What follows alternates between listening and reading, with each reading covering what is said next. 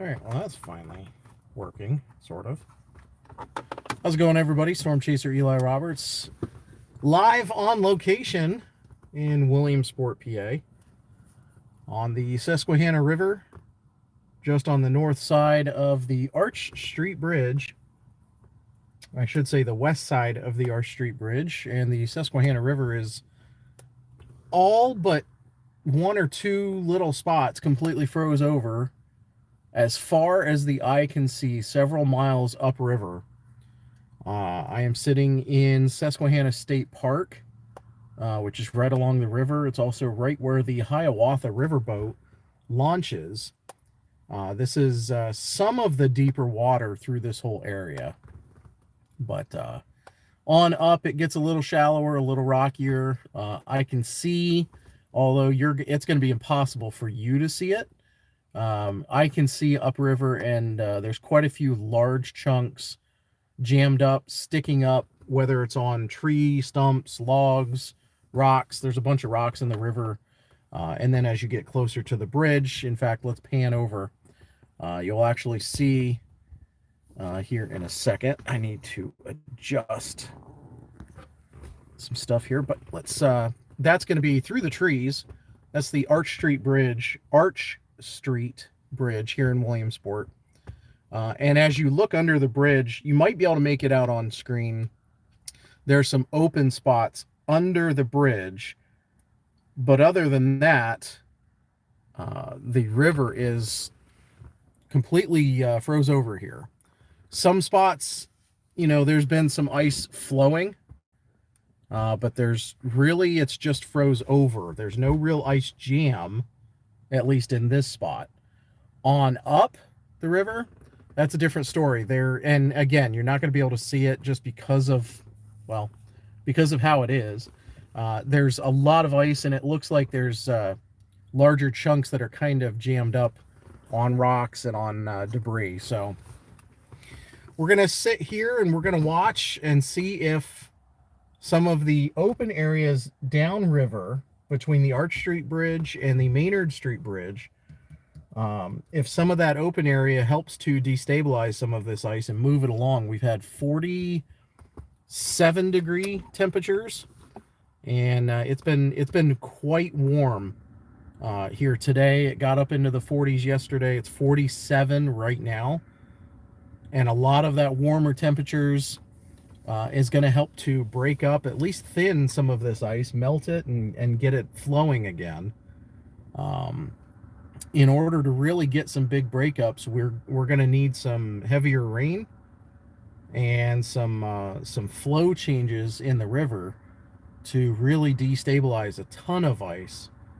But all it takes is one little crack, and as you've seen in some of my previous videos, my drone video on the Susquehanna River by Muncie, where I watched an ice jam break up.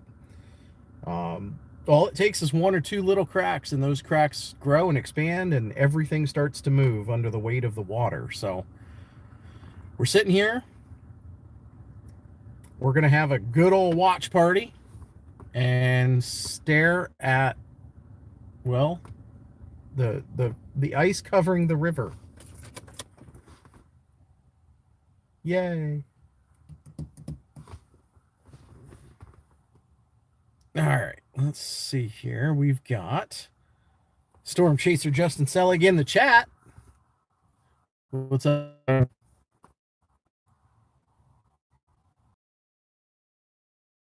Lisa, hello. How are you? We are so close to 4,000 watch hours and being fully monetized on YouTube. So we're making that last little push. I'm working on a video I was shooting yesterday. No, not yesterday. On Friday, I went to Lock Haven, PA, and flew my drone. It was strong winds, really strong winds. It was really bitter cold. So I thought, why not? Let's just put the drone in the air. What can go wrong? No, it was pushing the limits of my drone. It was tough. I did post pictures on my Facebook page. If you want to check that out, Storm Chaser Eli Roberts on Facebook, and got quite a bit of good traction on those pictures. I'll be posting here in a little while pictures of Lock Haven University that I got from the air. But realistically, it was a very, very tough 3 flights because of wind. I did think I was losing my drone at one point. It just kept drifting away from me in some pretty strong winds. So let's see. What up, chat? Biddy, how are you? Won't be watching much. Need to unpack car and eat. No worries. No worries. That's why we're here. We provide entertainment, or at least, you know, the beginning stages of entertainment. I can't 100% guarantee anything I say or do is going to be entertaining.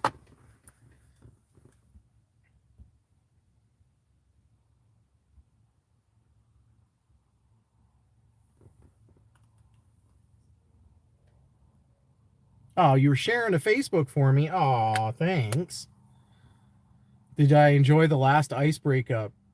Did enjoy the last ice breakup vid. Thank you. I got a lot of views on that one as well, and really enjoying flying. I've always been a fan of flying. In fact, when I was a kid, I really, really wanted to be a fighter pilot. I wanted to fly planes.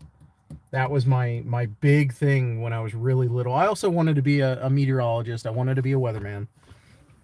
So, yeah, that's, I mean, look at me now. I'm sitting in an empty parking lot in February, staring at ice. I'm really asking myself, what did I do wrong? No, honestly, I could be sitting in a factory working 80-hour weeks and 70-hour weeks and not see my kids and be like so many dads out there that, you know, just work and miss every aspect of their kids' lives for money that may or may not be good and doesn't do much good anyway. So, you know, at least anyway, we're still watching now. There seems to be a little bit more water here. You can see it on the screen there in this little open area just offshore. There's another one farther out. There's another one to the left of this tree that you can kind of see right there in the middle. There's a couple of these little openings, but there's been more water recently. So I don't know if water is flowing on top or if these are actual openings straight through and the water's just flowing past and then back under the sheet of ice. If that's the case, then I'm not expecting much to really happen. But if that is water flowing on top of the ice or pushing on top of the ice, that could mean it's trying to buckle. It's getting the water is being pushed up onto the ice, which could start moving things. So I wanted to go live just in case we got a chance to capture some of this ice moving. But if you can't sit and watch this for real long, go ahead and throw it on in your family room, in your living room, on your TV in your kitchen or your bedroom, and just let it play. Heck, you can put it on mute and you can shut the door and just walk away. Let this cook. Let this cook on YouTube. We do need the likes. That's the big thing. If you hit the like button, YouTube sees that and they start sharing it and pushing it to other viewers. And I know it sounds crazy, but just hitting that like button really does tremendous things within YouTube. So I appreciate that.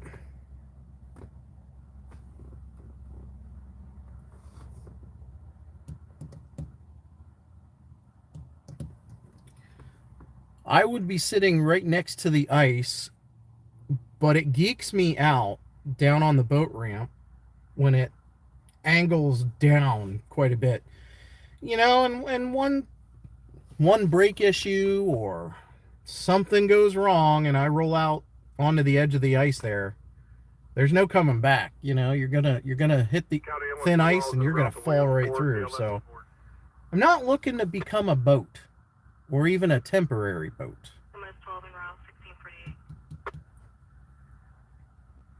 Got the scanner on in case anything happens close by. We might check it out, but again, we're just on the western side of the Arch Street Bridge. We're here at Susquehanna State Park. And here in a couple of months, when the Hiawatha Riverboat opens up, they launch from right up here.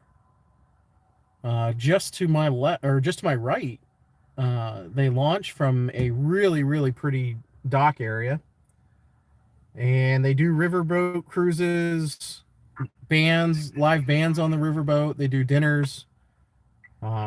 Really cool experience. If you've never been to Williamsport and you want to ride an old-fashioned riverboat, a paddle wheel riverboat, look it up and get your tickets and reservations and come out for a night on the river. It's quite beautiful through here.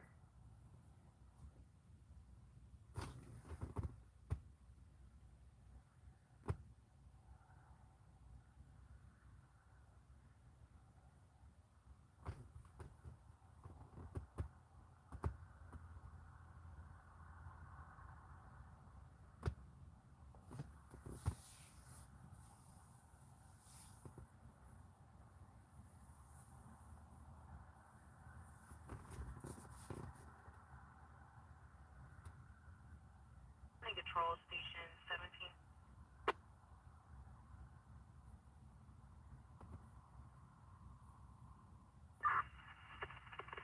County T7i State 17 units will be on the road momentarily.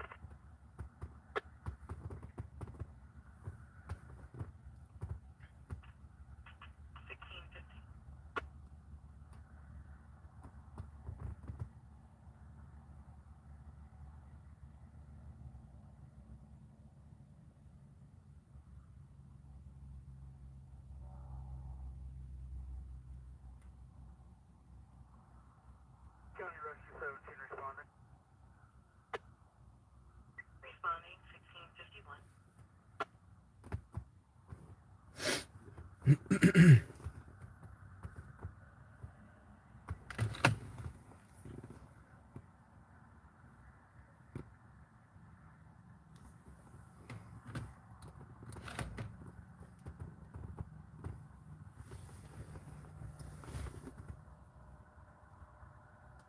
Been seeing some geese and even a few ducks flying by, but again, with not much open water, they're not going to be in this vicinity.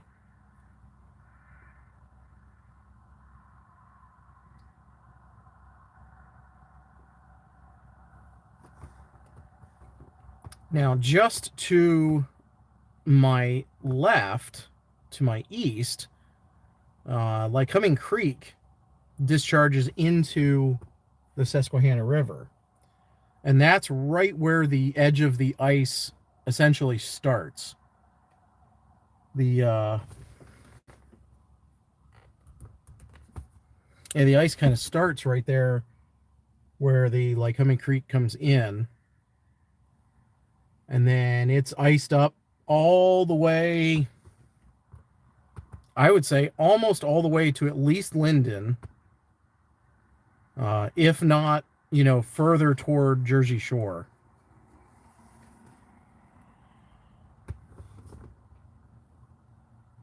And that's, you know, that's quite a few miles. That's, I mean, just from looking on Google Maps, that's probably a good, I mean, a straight line, that's going to be almost 10, 12 miles. But I'm sure there are some breaks and there are areas where there's no ice. But being in a state park, I cannot fly my drone right now. I know there's a possibility, at least from the last information I looked at, that for 2025 that's going to be changed, so that in state parks, I think national parks, but at least state parks, you'll be at least allowed to fly a drone as long as you're Part 107 certified. So I have to keep checking. I could be completely wrong, but with the rules that the FAA has in place, I am not going to try. I'm not going to tempt fate and get slapped with a fine for operating a drone in a state park if I'm not technically supposed to, which, you know, there's no wind right now, which is great. It'd be great flying weather, but I don't want to get nailed by the FAA. So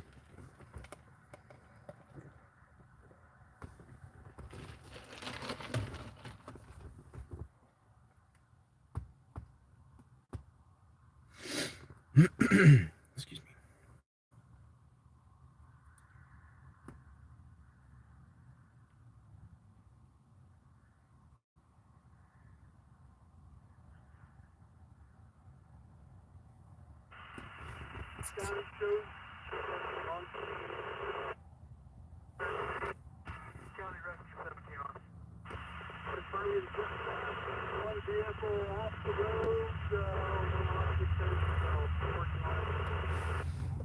So I did see a little chunk of ice move through that little opening area. So a little chunk of ice did go through that open area and then disappeared under the ice again. So that tells me the water, that's an open area. It's not water on top of the ice. It's open all the way through there. So water does flow through. Now, it doesn't mean water can't then come up and flow onto the ice to the left as it goes downriver, but at least it's not water flowing up on top of the ice, which, you know, that would have been cool to watch stuff break up. But as of right now, everything looks pretty stable. But at 46 degrees, 47 degrees, that can change in a heartbeat.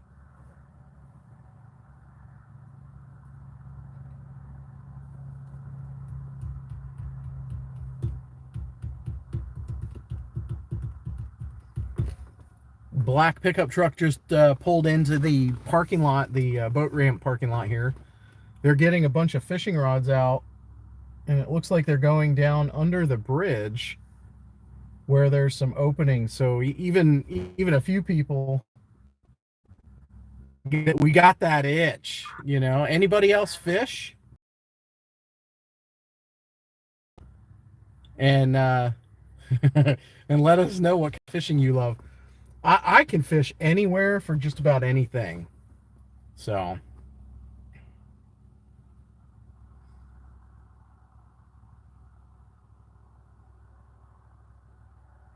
thanks, Lisa, for posting my Facebook. I appreciate that.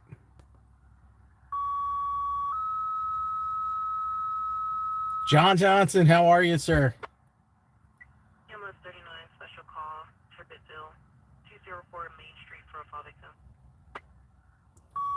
Hey, John. Sorry, I just now saw the message there in chat. We've got temps right now about 47 degrees. God, you're up to 64. That's fantastic. Yeah, negative 18. That kind of ruins the day.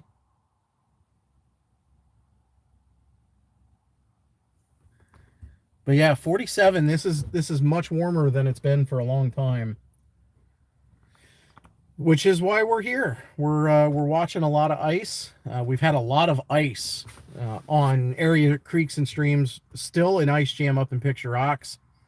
Has reduced the flow of water. The water's still getting through, but it is still jammed up from, well, about a quarter mile west of the Route 220 bridge that goes over Muncie Creek. And it's jammed up all the way to the rocks right now, which is a good mile and a half, maybe.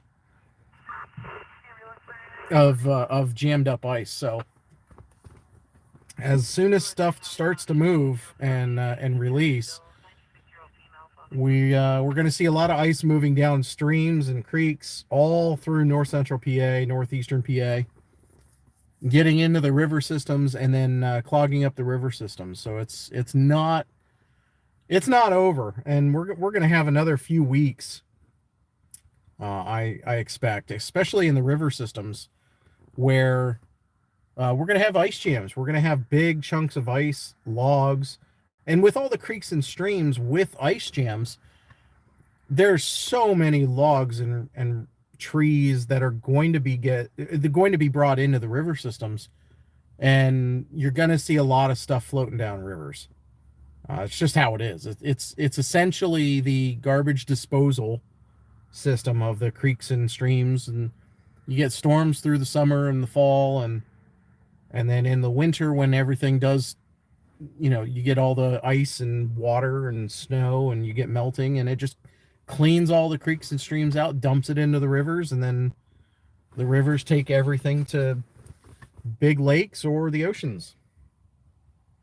So we'll be watching intently for these next few weeks to see the changes on the river and area creeks and streams.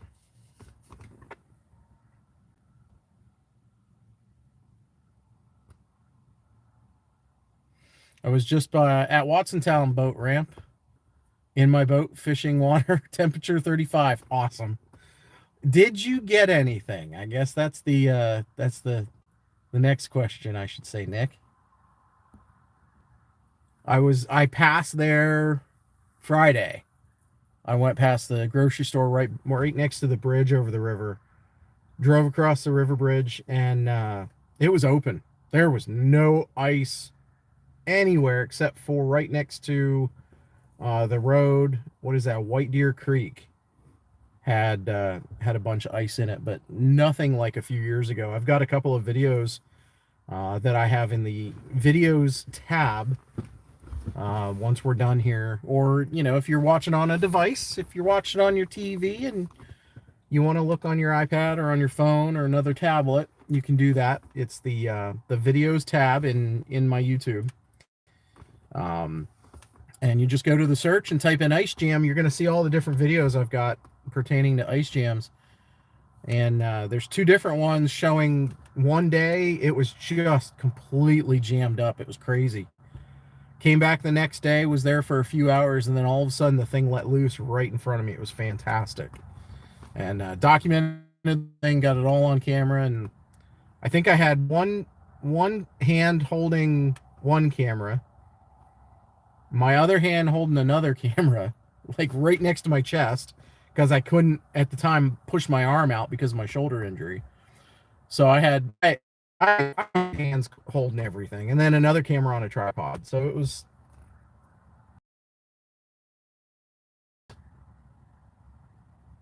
Hey, look at that. We're up to 8 likes. That, everybody. And realistically, I'm not going to chase likes and shares and all that kind of stuff. If you like it, that's great. I appreciate that. I appreciate you just watching.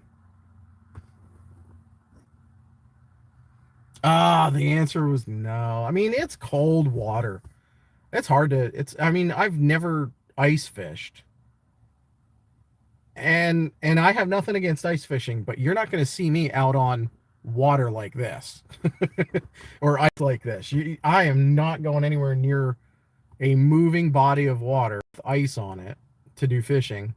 You fall in, you are sucked under that ice, and you're gone. I don't care who you are. You get into 35-degree water even without ice, and you've got seconds before your muscles start shutting down and your body goes into shock.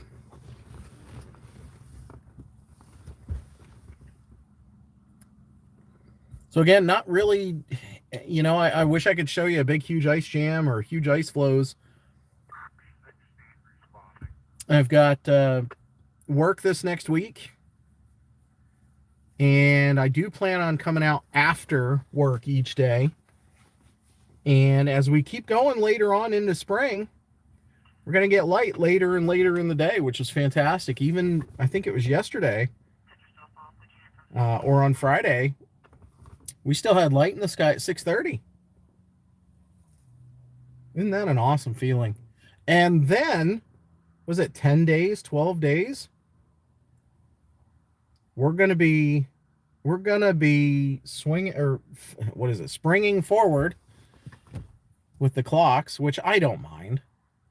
I know there's a lot of people that freak out about the time changes, but you know, that's so that in the summer the sun doesn't go down at 7:30, 7 o'clock, 7:30. You have more time during the day, during the evening, to do stuff outside, and it's still light like 6 in the morning. So I don't know. I love it. I look forward to it like you can't imagine.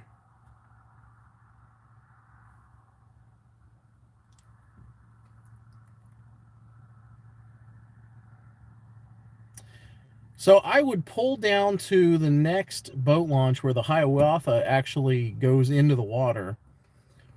The problem is they've got the gate locked. There's a bunch of geese. It's going to be almost impossible to see them. But look right in the middle. You're going to see them flying. They're kind of in the trees. Going left to right. But yeah. I would love to go down a little bit farther and get a little closer to the ice. Oh, that's the wrong lever. A little closer to the ice, that way, or at least the water, that way we can get a little bit better shot of the ice. But this is going to have to do for now.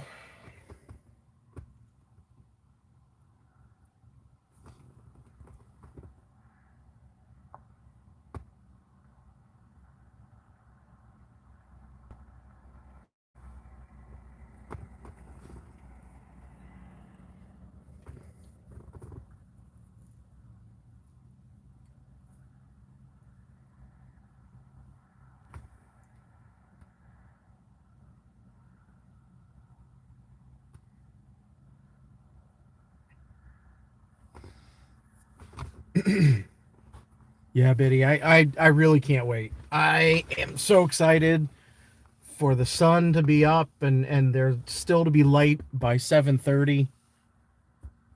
And March 1st is almost here. Got not even 1 week. Got 6 days. Not even, 5.5 days, 5.25 days, whatever. Not that I'm counting. Until March 1st, which is meteorological spring. That is when, in meteorology, March, April, and May are the spring months. And every quarter, obviously, every 3 months, you've got the seasons.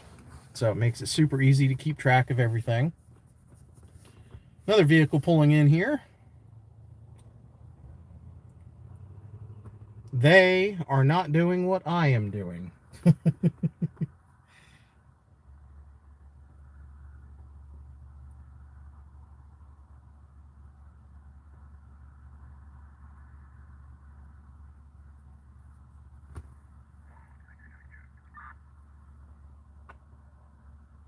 Janetta, hello. Thanks for joining. So let me bring this to everybody's attention here quick. I'm very, very close to being fully monetized on YouTube. Carolyn, hello.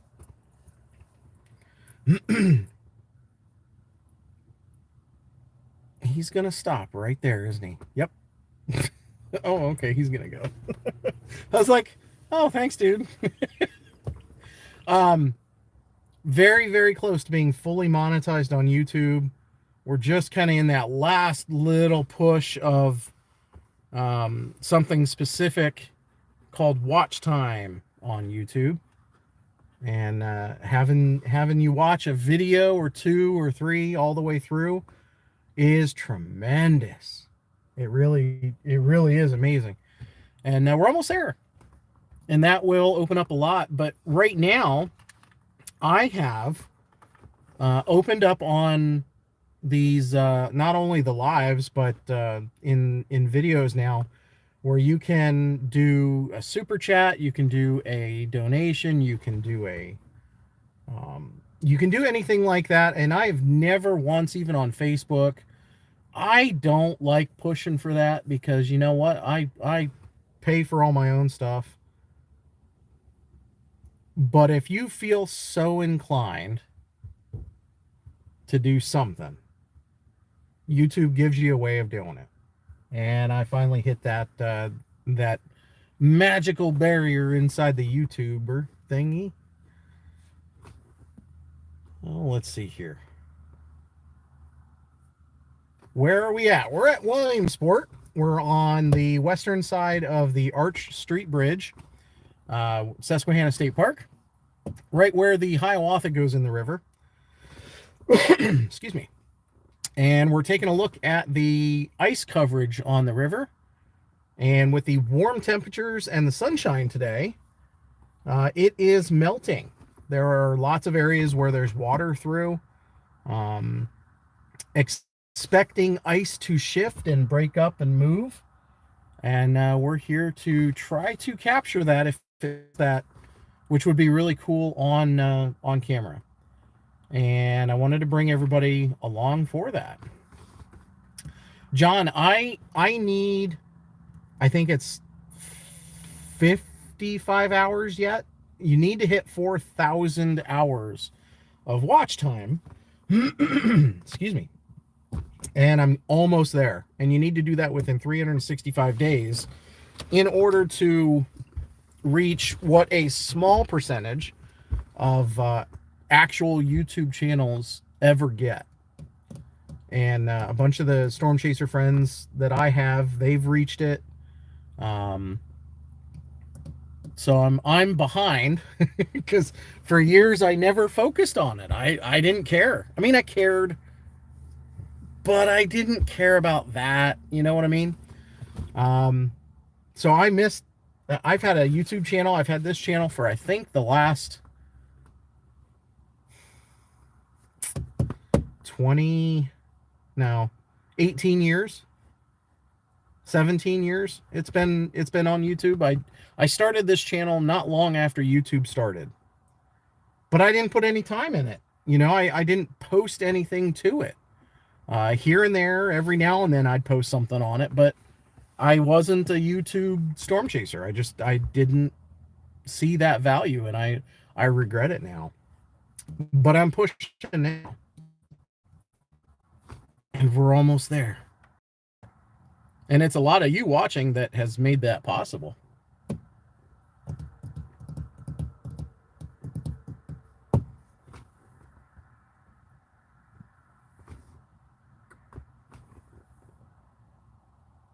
Hi, Steve. Thanks for watching. You're welcome, Janetta. It is exciting. I'm really, really excited. You are close. I'll help you out. Appreciate that. I don't know if you noticed. I don't know. I thought I commented on your video. You were testing stuff out, John, and I watched you drive around for a little while. Where'd my chat go? There it is. Oh, Lisa, you didn't have to do that. Oh, thank you so much. Well, Lisa's the first person to ever do a super chat, $2 super chat. Miss Railfan, nothing new in Lock Haven. Well, I guess excellent. All that ice is just locked up on the river.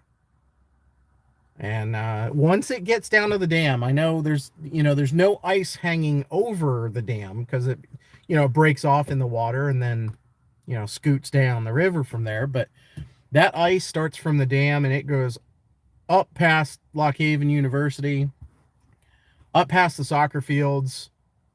And I mean, I was at 385 feet, which is you can't fly more than 400 feet above ground level. And I fly at like 385 just to give me, you know, like 15 feet of leeway, whether there's dips or, you know, elevation changes normally where I'm standing. And as far as I could see upriver to where it bends and goes west, it was completely ice covered. So when that ice gives and starts moving, it's going to be loud, it's going to make sounds, and then it's just going to get all chewed up underneath that dam. It has a chance to get down here. Yeah, I think tomorrow is going to be a big day for ice breakups. I work until 3 o'clock, and I am really hoping that, you know, through the day with the sunshine and the warm days, or the warm temps, it helps to start breaking stuff up. Creeks and streams are going to be big. I don't see creeks and streams emptying out until we get, you know, maybe in another week or two, because a lot of those creeks and streams still have trees covering them. So a lot of that energy from the sunshine and the sunlight doesn't really reach that ice. So we'll have to wait and see. If we can get a big rain, that will change things drastically. But up until that point, you know, we're going to have to just wait and see what happens with the temperatures, the energy from the sun, and we'll go from there. How many days do you have left on that 365? Actually, I've got months. I'm gonna hit this. I'm gonna hit it. I've been so close over the last couple of years, only to hit that 365 mark where I've had big views on big videos, especially my Buffalo, New York videos. When I was up in Buffalo filming the blizzard up there, I had, I don't know, almost 3,000 watch hours a couple of years ago, 2 years ago. And, you know, after so much time, that stuff disappears. It's no longer you're no longer eligible for watch time after 365 days. So it disappears. So I know one of my friends, Logan, had that happen to him. He was so close to hitting 4,000. And, you know, as we are storm chasers, we rely on the weather for content. And if nothing's happening, we can't really force content. You know, we can't sit inside and just have a talk, because it doesn't really generate much view and much interest. But yeah, I have until, I think it's the first or second week of June until big videos start disappearing. So I've got some time. I don't want to let it go, but I've got some time, and like I said, I'm gonna hit that. Yeah, Janetta, I drove past, is it Lingles, the grocery store? I drove past there on Friday checking river conditions, and there was no ice at all from there all the way up to Montgomery, and then came up over 15 over the pike and got down here to the Susquehanna, and there's ice.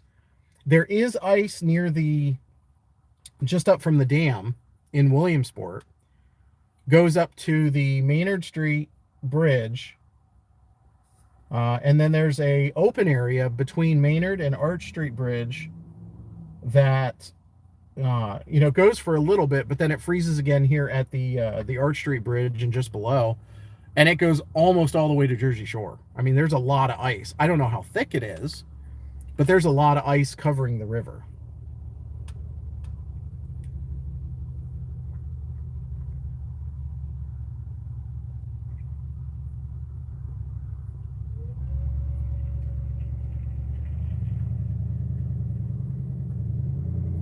Just looking at more of this ice, and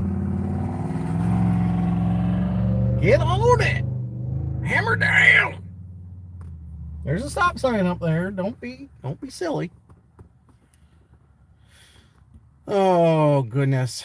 What do we got here? Back to the chat. Bald Eagle is ice-free from Castanea all the way to the railroad bridge next to 220. No kidding. You know, I would have thought Bald Eagle Creek would have been one of those that would have frozen over, but... John, what are you doing? You didn't have to do that. Thank you so much. $5 super chat. Dang, bro, thank you. Listen, that day when you get there and you can start getting this kind of stuff, I will be on it. Bald Eagle Lake is beautiful. I drive by it daily for work. Yeah, I haven't been there in forever. I just don't get that far. I don't get that far over.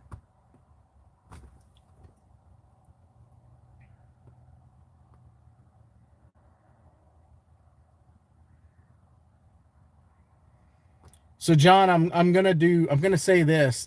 That's your first, because I got the notification. That's your first super chat on any live stream, and you did it for me. I can't thank you enough. Everybody say thanks, John. And check out his page. You know, share the love. I'd say spread the love, but that just sounds weird. Just share the love. Thanks, Lisa. Yep, Justin and Logan. Yeah, they're both doing that as well, and two really good guys. And I'll tell you what, excuse me, Logan has the biggest heart out of probably anybody I know, and does so much work with flood relief and disaster relief, and his &1, I think it's &1, his disaster response company, essentially, that he's got helps out anybody and everybody with Tropical Storm Helene. He's been going down to Tennessee and helping folks out, so really good dude to follow as well.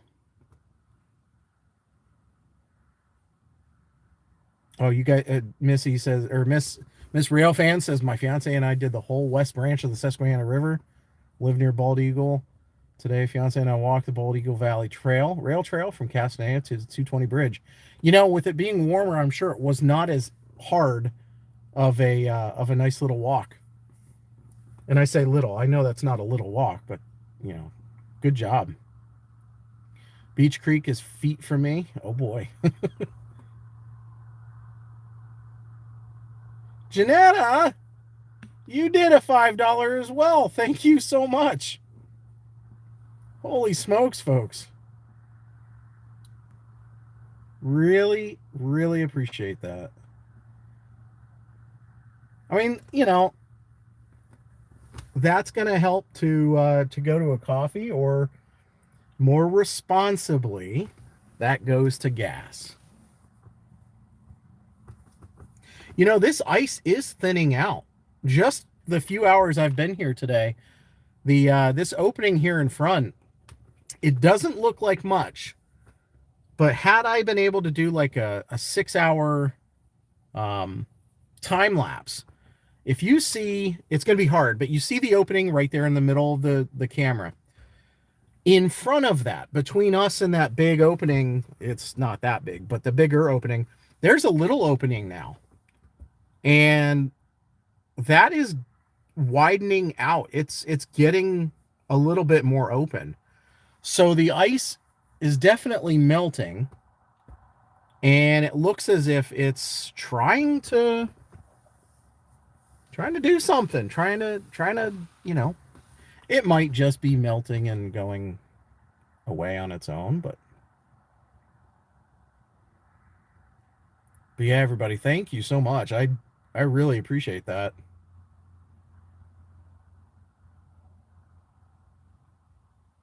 All one disaster. That's the, yes, thank you. I said &1, and I was like, wait, that's a shoe, sock, footwear company. That's not it.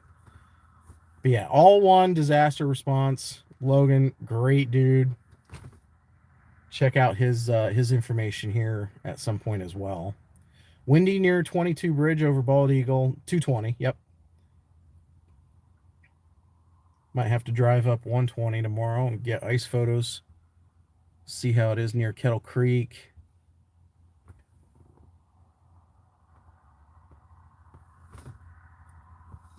Yeah, and Cinnamon. Yeah, I'm shocked we haven't had a lot. I don't know. There's been a lot of ice on the river this year. We've had a cold winter. We really have. Barely any snow. And I think, I'd have to double check the numbers, but I think we have had less snow all winter up here, at least in my area here in Lycoming County, than New Orleans and even Lafayette, Louisiana had this winter. From that one storm that buried the coastline, the Gulf of America coastline, from Texas all the way to Florida. And then even Virginia Beach here last week had a foot of snow, which was nuts. And now they're in 60 degrees. I bet they got water everywhere.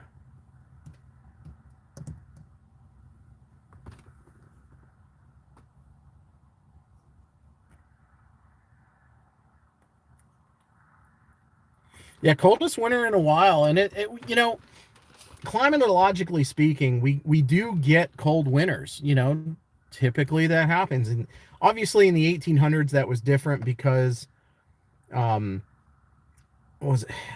And I'm gonna mess it up. Tamboro and another very, very big volcano erupted in the early 1800s, 1816, 1818. And it led to a cooling effect for several years across the northern hemisphere. Even though it happened in the southern hemisphere, it managed to get into the northern hemisphere with all the dust and the debris and ash and all that. And it had a cooling effect on the entire globe for years. And now, the little ice age and all these cooling effects on the earth. And we're just, the earth goes up and down, and just like anything else, there's a pattern. There are different effects of different weather conditions. So we're going to have warm winters, we're going to have cold winters, we're going to have really warm winters, and then we're going to have really cold winters. And this year happened to be a really cold winter. And unfortunately, with such deep troughs that came into the eastern U.S., that pushed a lot of the storm tracks to the south, and hit a lot of high pressures up to the north and east. And a lot of those high pressure systems and even storms that would go through pushed a lot of the storms that might have had a chance to come up the coast. It pushed them out to sea. So we didn't see anything here in north central PA, but the areas down in Virginia, Delaware, down through the Carolinas, they saw quite a bit.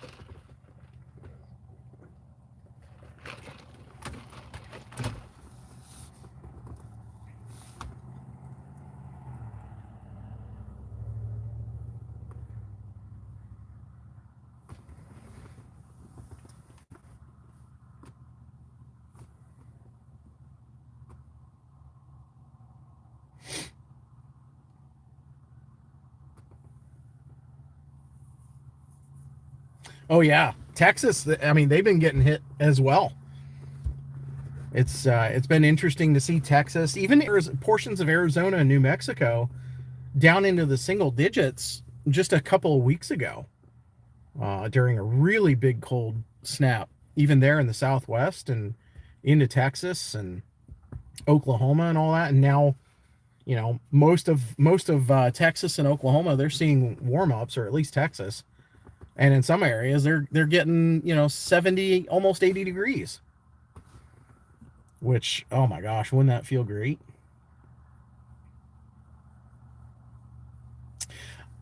John, yes, I do have PayPal. I do have Cash App. I think I got one of them listed in the description. I think it's all the way down at the bottom. I don't like giving all that out, because then I feel like I'm begging. And I'm just, like I said, I'm not that type of personality. In fact, I have a hard time asking family for help. My mom, I just have a hard time asking anybody for help. Um, so yeah, it's in the description. It's at the bottom. That's I think I've got it in there. I may not have actually put it in there.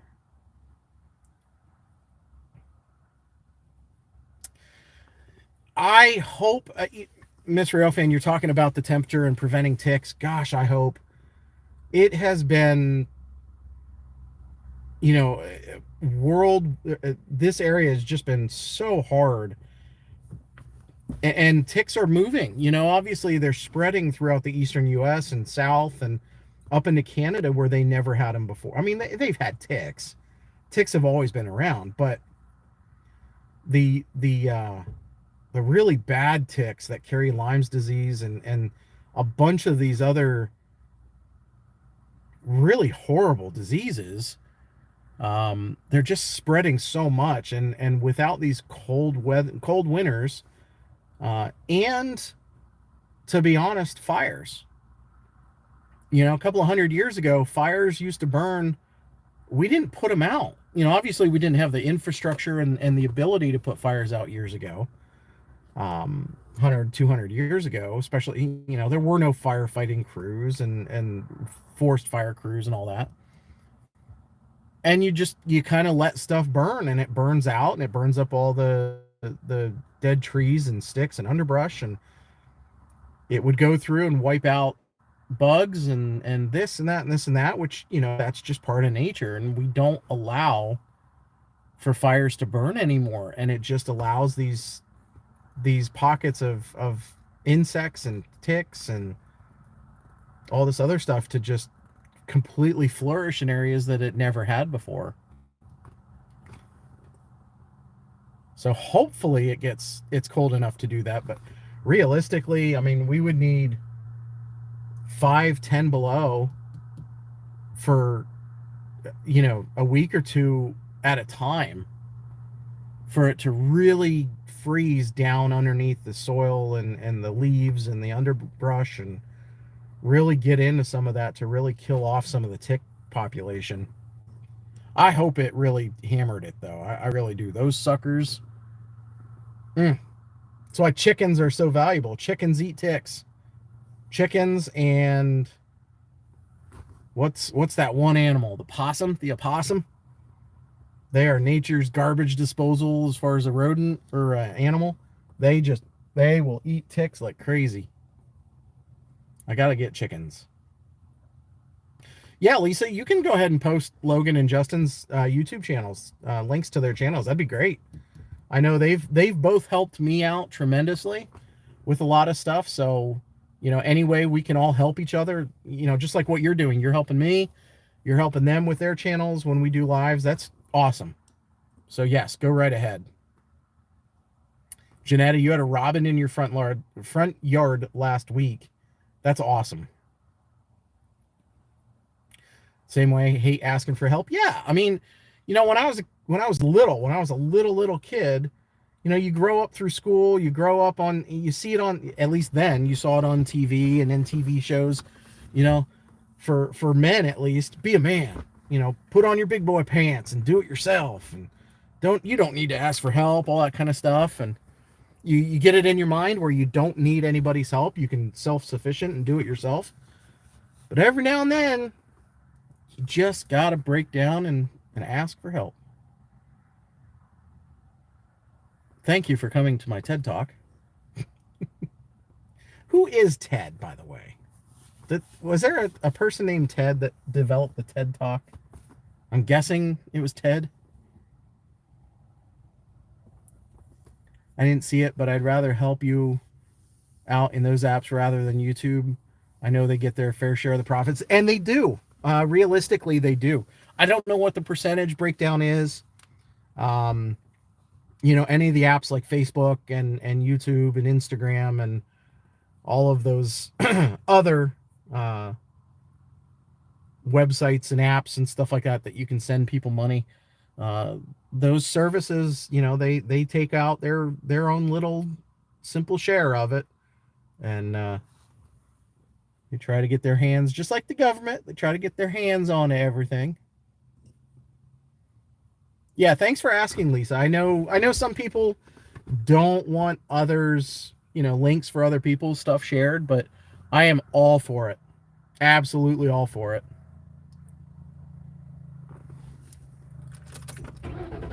We're gonna do something here quick. Holy Zoom, let's calm down now. We're gonna move over, and we're only gonna do this because I want to see if we can get a better view upriver. Tell you what, while we're here,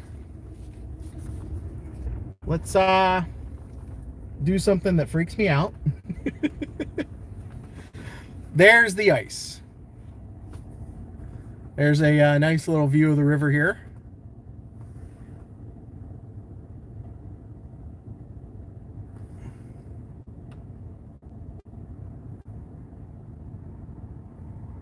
All the way over to the Arch Street Bridge.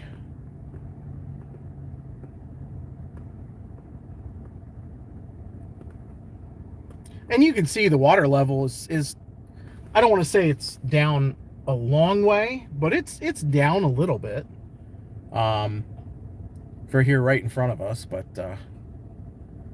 yeah, here's these openings I was telling you about. You can see the big opening and then the little one there on the right.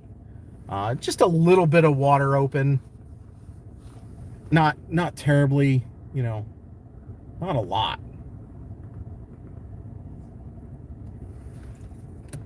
Oh, and it looks like somebody parked right where I was headed.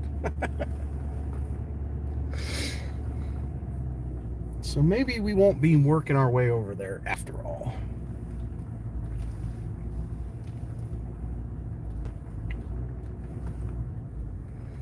Because I look awkward talking on camera.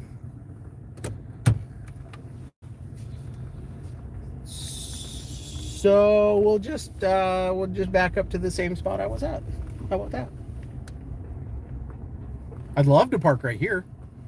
Be a much closer view of the ice, but there's a big old no parking sign, and you know me, I like to follow the rules here. I ain't a rule breaker.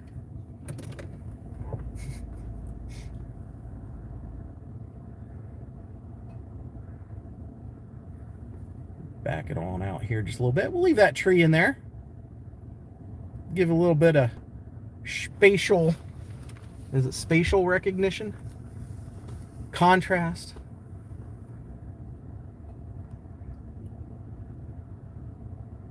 All right, there's Logan's link. Thank you for that. Have I heard any geese? Yes.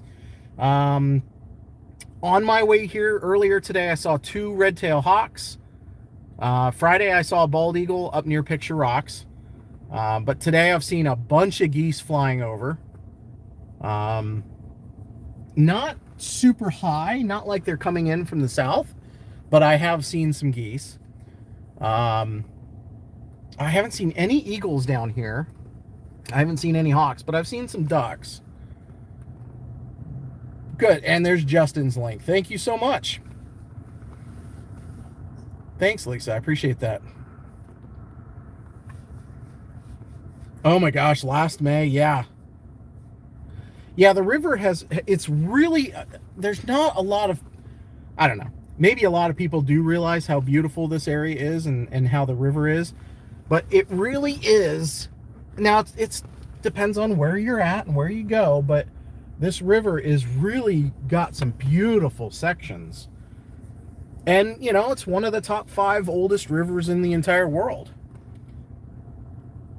You know, this river, now granted, it's not always flowed right here, right? It's been close to this same spot over, you know, tens of millions of years, but it's been in this general area of North America for these, I don't know, 100 million years, 150 million years, something like that, 300 million years. I think it's like 354 million years old, which is pretty spectacular.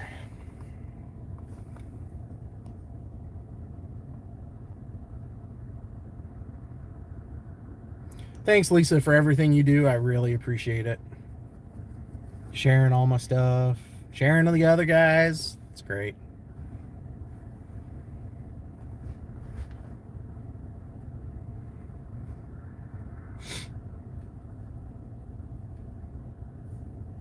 $380 million. That sounds about right. I know some websites have, you know, certain ages and others have other ages, but you know, when you're talking, you know, 380 million versus 360 million, is it that big of a difference? 20 million or so years on the grand scale of things. That's a long time, but it's, you know, for the course of the Earth's age, that's still not a lot.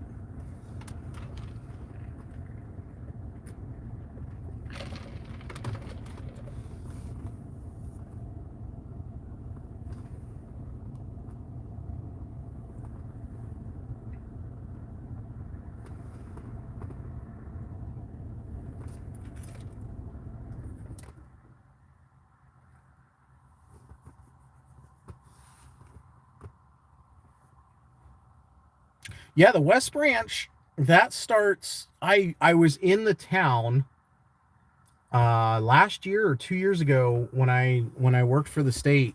One of my good friends, Rich, and I, we made it to the area where it starts. And I want to say it's out near Altoona, or maybe just north of Altoona, and really cool to see, you know, the approximate area where it starts, and then the North Branch comes out of New York, and I forget which one of the Finger Lakes it kind of starts at, but it's all the way from way up there. So it's wild how much water is collected in both the West Branch and the North Branch, and then exits down into, you know, by Havre de Grace, Maryland, into the Chesapeake Bay. It's pretty cool.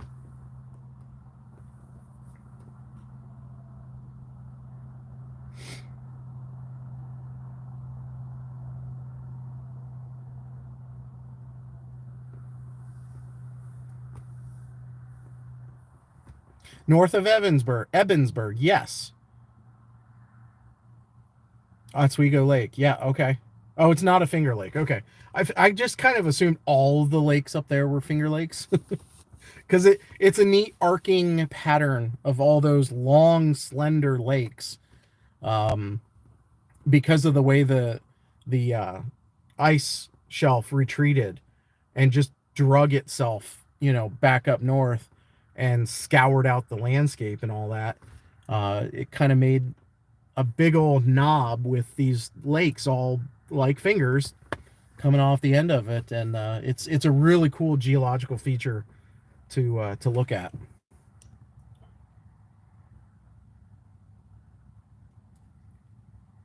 Carrolltown, PA. Yep. Okay. Awesome. We're learning something here, folks. Gotta love it. Well, I think everybody watching is a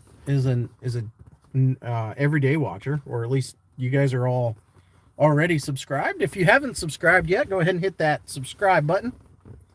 We're at 1,201 subscribers, and some of you jumped on when I was in the like 700s. And what was it, 2 weeks before Christmas? Y'all brought your A games, because we went up like 150 subscribers. It was awesome.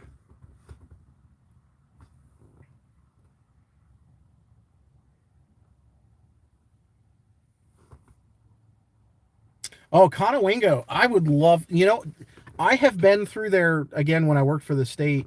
We drove everywhere. And I loved that. Got to see so much of the state. It was cool.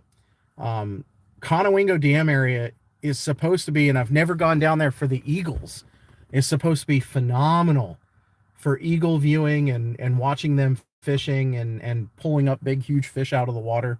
I'm going to make an effort to get down there, you know, either here in the spring or I think again in the fall they do it. But to watch them doing the amazing fishing that those eagles do out of the water there. I'm full of knowledge. The Finger Lakes are beautiful. Yes, they are. And surprisingly, a lot of people don't realize how hilly or mountainous terrain, you know, that portion of New York really is. And even getting up into Rochester, you know, you think it's flat and it goes right to the lake. No, there's portions of Rochester and that area of New York, you're 100, 150 feet above the lake, kind of like in some places on Erie. You're above the lake, and then you have to drive down the hill. And I know that because of the way that it is. But no, you have to drive down to the lake, down some of these, you know, roads and dirt roads and all that just to get down to the lake. And then there's other areas where it's been built up and you've got those gradual dips down to the water. Allegheny Mountain Plateau. Yep. Right above, and then north of that is the Tug Hill and lots and lots of high terrain up near Watertown and just east of Watertown.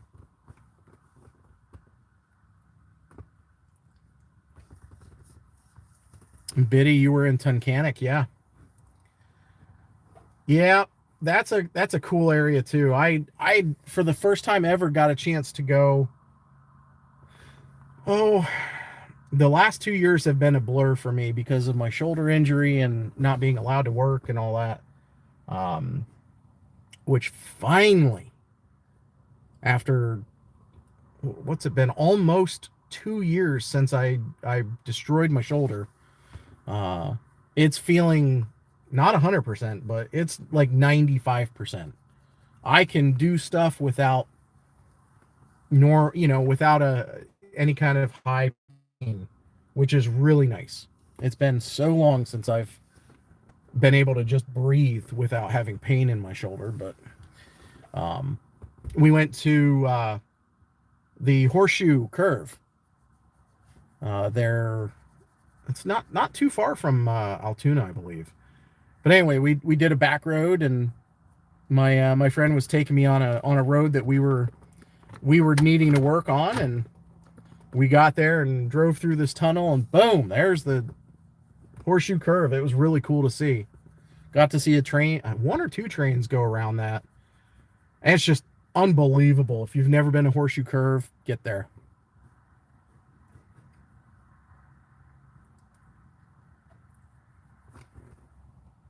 Going up 14 from Trout Run shows you how the mountain and valley is to Lake. Yes. Yes, exactly. 14 is cool. Is it 414? And then there's not 487. There's a couple of different roads that go north. I know 450, I think it's 454.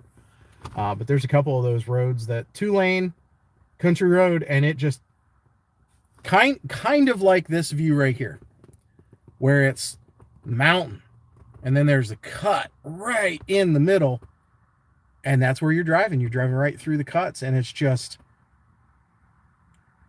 mountain on either side, and it's beautiful, especially once everything leaves out. Once we get leaves on the trees and this terrain really starts to shine, it just looks so good.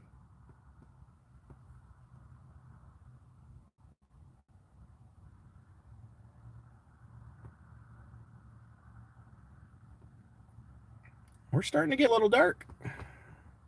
Camera's not able to focus as easily. We'll be here until it gets almost dark. Once it gets dark, then there's really no point in being here because you can't see nothing. Thanks, Janetta. Yeah, I'm glad I'm getting better too. I've really not shared a ton of all that of what I went through because, well, I'm not looking for sympathy or anything like that, but when you destroy your shoulder and your rotator cuff, it affects everything. I ain't kidding. Like if you breathe, if you sneeze, oh my Lord, for those first few months, if I would sneeze, I'd feel it days. No, but seriously, you do something like that in any of the major joints like that, and it's amazing.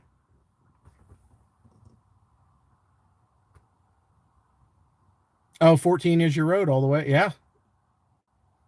Another piece of trivia: when New York City lost power in 2003, they had to divert power from the Conowingo Dam to New York to get their power stations back online. No kidding. Great documentary on PBS. I'm going to have to look that up. And I bet it's on YouTube. So I know what I'm doing tonight. Would love to see the horseshoe curve. Oh, it's so cool. It is really cool. Yeah, in person is incredible for, I'd say, 99% of things around the world. Like, we can look at, with the way technology is, we can look at everything now, right?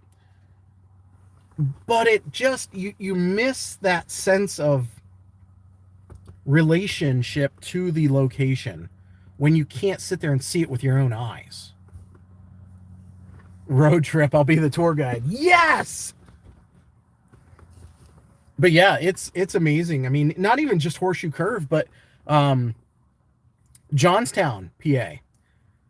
To see the size of the earthen dam that held back the lake, and the dam itself that gave way to make or to lead to that disaster. The size of the dam, you can see the numbers and you can see pictures and video online, but it's nothing until you actually see it with your own eyes and you can physically and visually see just how much earth it took to build that dam and the amount of water it held back. It's incredible. It really, truly is incredible. And I remember standing there, and I've seen a bunch of different videos and things on YouTube and whatnot about the Johnstown flood. So very familiar with the dam and the dam failure and you know, the warning signs and the people that were talking about the flood and the incoming flood. But so many people, you know, it started giving out warnings, but it just, you know, it was going to happen no matter what, and it did. And holy cow. We're going to move down here just real quick. Here's the base. Well, there is the northern edge of this this bridge. I just have a quick thing I want to check out quick. So hang tight.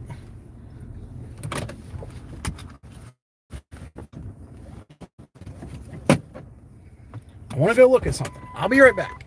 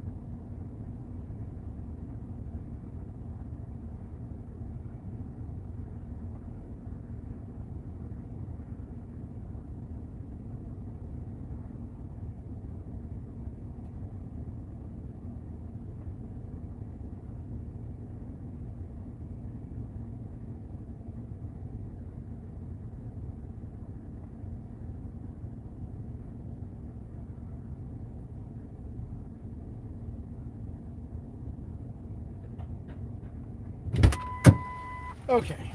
Sorry, everybody. I know that was probably boring. Boring to not hear from me. I was curious where those guys went fishing, because it didn't look like there was any real opening. And I'll kind of turn here so that you guys can see. Hang on, give me a second to make a turn.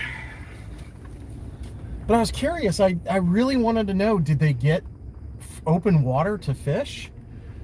All right, this is going to be probably impossible. But you can see there under the bridge where it's open. It's not open next to the shore, past that yellow gate. You have to walk through the woods on the other side of the bridge just to get to the big opening. Well, it's not even that big, but the opening on the other side further down. I don't know if they even got anything. I would say probably not. With as cold as the water is, they probably didn't get much. If anything, even bites. Because these fish are probably pretty lethargic at this point.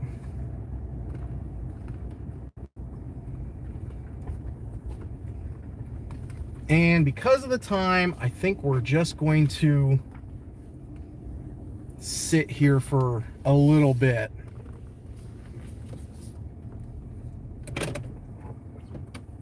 And be able to watch.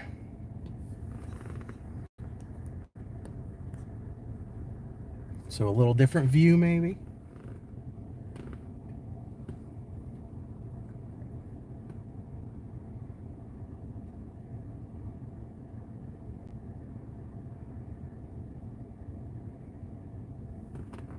You know, I've never been, I think I've been on Amtrak before, but I was so young I don't really remember it.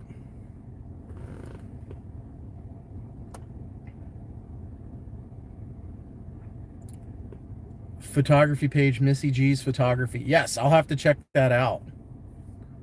I think I've already looked at it, I think. Altoona, Jamestown, or Johnstown, not Jamestown. Early 90s, I took Amtrak from DC to Pittsburgh. It was fun. Oh, I bet that was fun.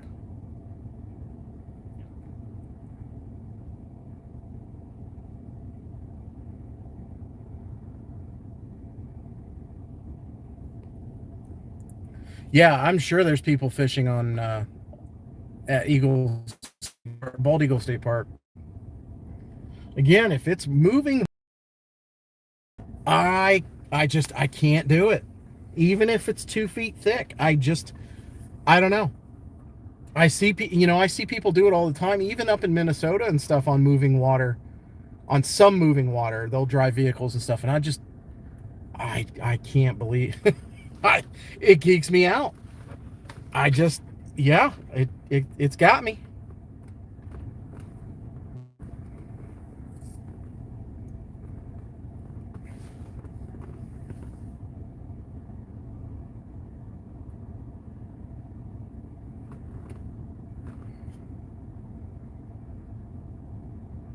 Thank you, Lisa, for posting those.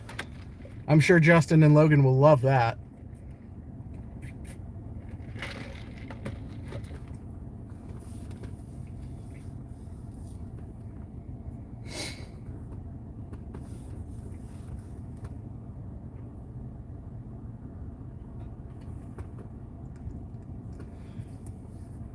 Well, we're getting down to the end of usable light. As you can tell in the image or in the screen here, we're losing daylight. And there's really been no motion, or at least movement, of the ice here in Williamsport today. At least this far up. And again, we're at where are we at? Susquehanna State Park. That's it. Susquehanna State Park here on the west branch of the Susquehanna River, just west of the Arch Street Bridge in Williamsport. Iced over complete. Well, 95% of the river is iced over. There's a couple of small spots that are open, but this ice is covering the river, and it extends for miles upriver, and goes for a pretty long way. There are some roads that you can see the river all the way into Nisbet, all the way to Linden. So there are ways to check. It's just a lot of time traversing back roads and small little country roads to get to some of these. And to be honest, some of these roads are the kind of road that may not even be open during this time of year. They're open during the spring and summer and fall for river lots and campsites and stuff, but during the winter they don't open them. So it's very possible that some of those roads aren't even open. So for all intents and purposes, I would say most of those roads are probably not accessible. But you get into Larry's Creek and Jersey Shore areas, and you can see some. You can see the river obviously from Jersey Shore, but there's a section of 220 and 180 where it's not really visible to the river.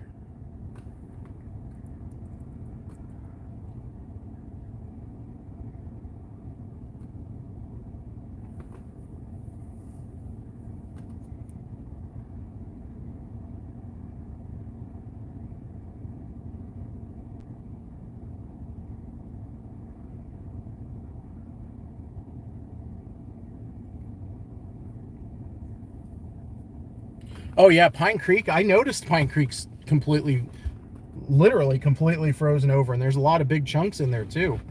I was gonna stop. I was gonna do that before going to Lock Haven on Friday. I was gonna jump off the highway there at that exit and hang a right and go up Pine Creek a little bit, but I really wasn't sure if I was gonna be able to fly at all, and not being super familiar with a lot of spots along that road to know if if you can pull off and see stuff. I didn't want to lose whatever daylight I had to not be able to get up to Lock Haven, because I really wanted to check out the river right there at Lock Haven.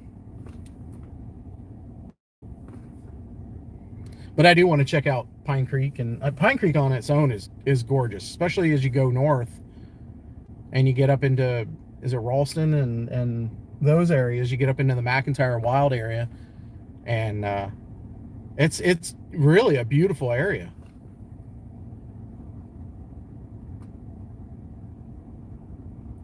Below 220 is easy to access. It's the next bridge below 220. Ralston is on 14. Yep, that's the one. Okay. Yeah, 14. That's the road I hit a deer. I drove home. I drove to work the next day. Was it the next day? I drove home and then drove it back to work. Left it. Insurance got me a rental, a loaner, which was really nice. It was a Mazda CX-5. And I had that until supposedly my car was totaled and they took it. But I drove home. But yeah, they totaled it. But yeah, 14 is the road I hit my deer on. I've been to Waterville a couple of times, and actually, I think all but one time were for forest fires when I was a volunteer firefighter. There were a couple of big woods fires and mountain fires up there that I went to. Them all through that whole valley area all the way up there. And then I've never done the Heiner run. Because when I'm running in the woods, it's generally from bears. Generally. But I do like to, get in the woods and run around on trails and do trail running. I'm not a psycho trail runner that runs 50 miles in a day. My legs would fall off. Straight up. I envy those people that can do that, though. Never hit a thing on 14. Dang it. That's good. Maybe the frogs. Yes! You ever notice that? When it rains, there's frogs everywhere. All the roads, and it's painful because you know you're just murdering entire generations of frogs.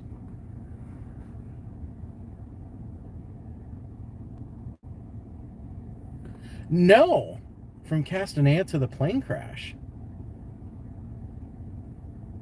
That sounds interesting. I want to say I know about it, but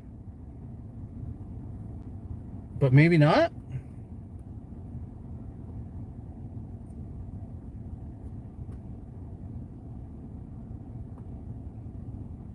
There's a trail up the mountain to Zindel Park.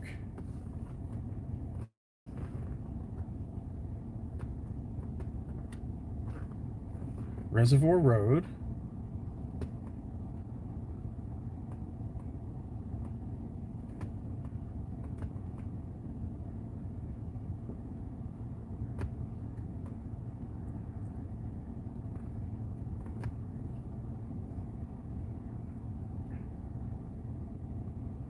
Goat Path.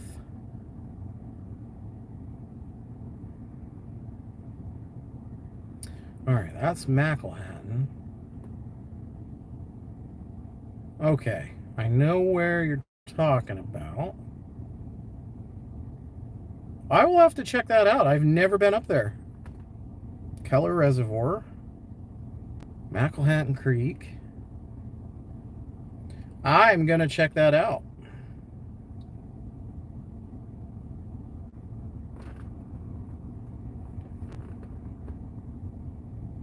I'm gonna have to do research on that and see what all I can find out. Icy this time of year. Oh yeah, I'm sure.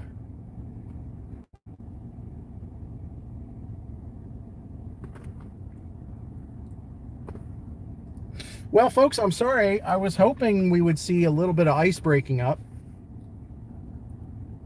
Gotta carry the dynamite next time. No, I'm joking. I'm joking. Don't report. I'm just kidding. I don't have dynamite. I hear stories people say about blown up ice jams using dynamite, and I can't think of something more dangerous than having flying shards of 10-pound ice blocks hitting everything in a 100-foot, 200-foot radius. It would be cool, but I don't do that. Disclaimer.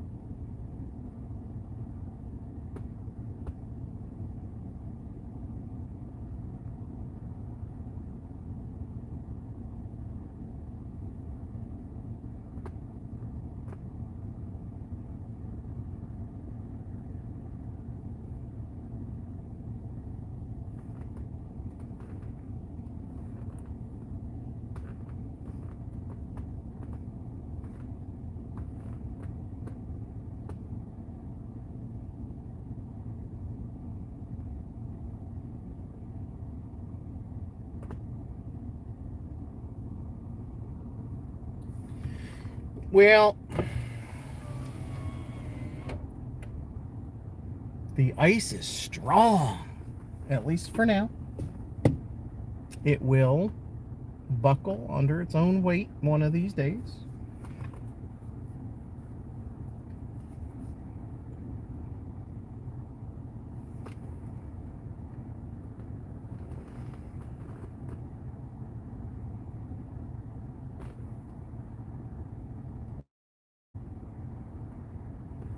Yeah, Jetta had her first super chat. John had his first super chat. Like, dang, guys, thank you so much. And this is the first live video I've had this opportunity for anybody to do that kind of stuff on. So I really appreciate you all. Listen, there's a lot of rocks down by the bridge of people throwing boulders. I mean, Donkey wasn't right. That's a good boulder. No, there's a bunch of big rocks down by the bridge of people throwing rocks out there to see if they can't break up the ice. And these, I don't know, 15, 20-pound chunks of rock are still sitting on the ice. So it's still pretty thick.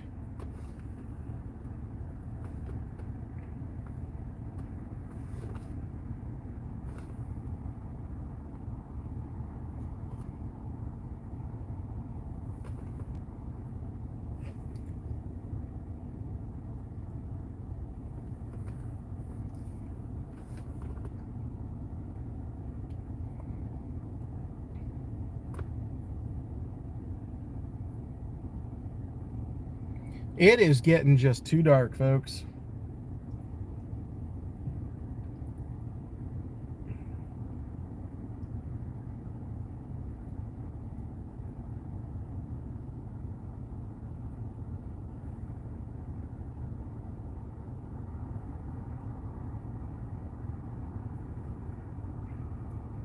I think it's 6:12. I think we're going to go ahead and call it. We're not going to be able to see much now. I think I will move here real quick. I want to show you something, but I'm going to pull down here by the boat launch, and you can see the lights now on the bridge reflecting on the ice, which is kind of a cool thing, to see.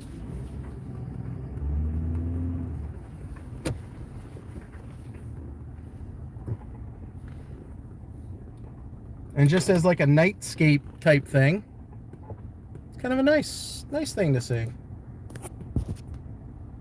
Can't really focus.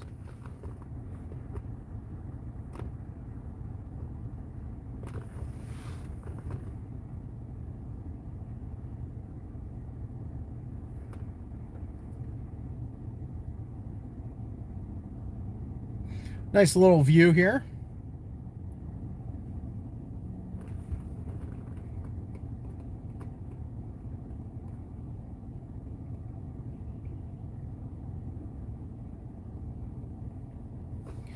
All right, give me 1 second.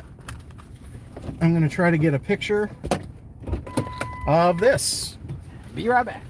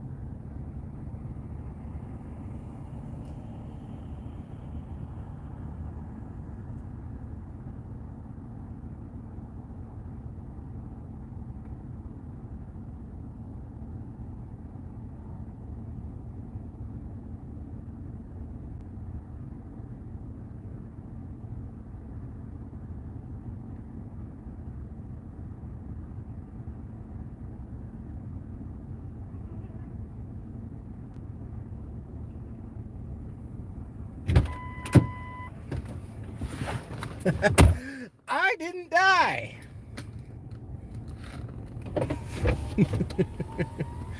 It's kind of neat to stand by all this ice and every now and then hear a little crack. So I don't know. It could all go in the middle of the night. It just, you know, it could.